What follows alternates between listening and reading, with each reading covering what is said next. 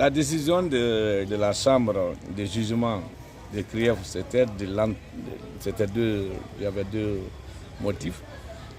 Venir constater d'abord son état de santé, demander venir aux nouvelles auprès de son médecin traitant. Et deuxièmement, c'était de l'entendre au fond. Mais quand ils ont été à 10h05, comme convenu, parce qu'à 10h déjà ils étaient présents, monsieur le conseiller Keita, en compagnie de monsieur le procureur Amia Takaba, et deux de ses greffiers, et la sécurité aussi, bon, c'est pas grave. Et ils ont rencontré le médecin. Il s'agit de l'état de santé. Il souffre de deux pathologies dont nous sommes obligés de faire taire.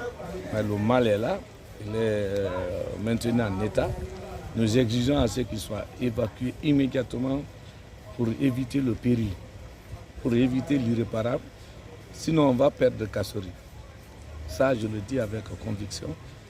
S'il est sous traitement intensif, il est sous des médicaments dont je fais taire pour maintenir. Le mal est là. Donc, on peut pas il n'y a pas d'équipement. Il y a 7 rapports adressés à la CRIEF sans réponse. Si la CRIEF doute de ces rapports, on peut référer à d'autres compétences pour contre-expertise. Mais s'ils refusent le soin et ils meurent entre leurs mains, ils seront seuls comptables, plus les hommes, de 5 septembre. Parce qu'on ne peut pas empêcher un citoyen de se soigner. On ne peut pas l'humilier pour venir lui poser des questions sur son lit de malade. La loi l'autorise si on ne peut pas déférer. Mais on peut différer. C'est quand il y a l'impossibilité d'attendre. Mais qu'est-ce qu'on empêche? Ça fait 2 ans et demi qu'il est en détention. Ça fait 1 an et demi qu'il est à la clinique Ambroise, à la clinique Pasteur. Qu'est-ce qui les empêche de lui permettre de se soigner et venir discuter les prétendus 15 milliards, dit-on, qu'on lui reproche. Je crois que c'est l'essentiel. Bon, comme la Chambre a constaté son état, effectivement, et l'avis du médecin avec les réactions, sous moniteur déjà, surveillance cardiaque, donc on ne peut pas le poser, il n'y a pas eu de débat au fond, on ne peut pas le poser des questions au fond. Donc la première mission, c'était constatation des faits, et il y a eu constatation, mais on peut pas, il n'est pas à même d'être jugé. Ce n'est pas un problème d'espoir, c'est la légalité. Le droit à la santé, c'est humanitaire. Nous sommes entre frères guinéens. On ne peut pas le refuser le soin. J'interpelle l'alerte. Pour dire attention, soignez-le. S'il va mourir entre vos mains. C'est aussi simple, ce n'est pas un problème d'espoir. C'est l'exigence, c'est de la légalité, c'est son droit. C'est de la dignité, c'est sacré, c'est intouchable, inviolable, on ne peut pas écorcer. Libérez-le, il faut le soigner. Permettez-le de se soigner à ses frais. Ce n'est pas votre problème, c'est souhait. Et quand on me dit qu'il a alité, que ça fait 100 millions, ce qui est même chose qui n'est même pas vrai, c'est 45 millions la facture. Donc, le problème d'espoir, ça c'est loin. Libérez-le, il est temps, ça c'est notre cri de cœur, il est temps pour éviter l'irréparable. Oui, mais c'est au-delà le fond, l'ordonnance de renvoi sous le fond, c'est 15 milliards.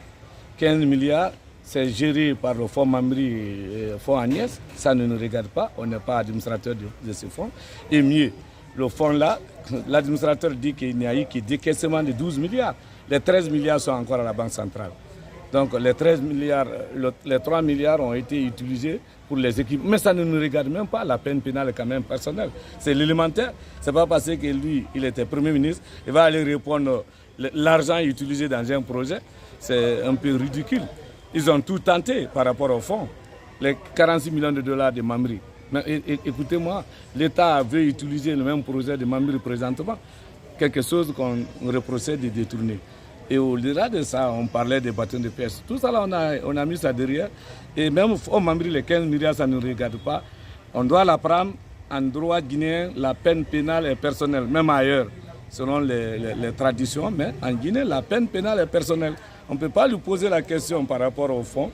Et l'argent de la gestion de Mamri et fonds Agnès, ça ne nous regarde pas. Ce n'est pas reprochable à nous. On n'est pas comptable de cela.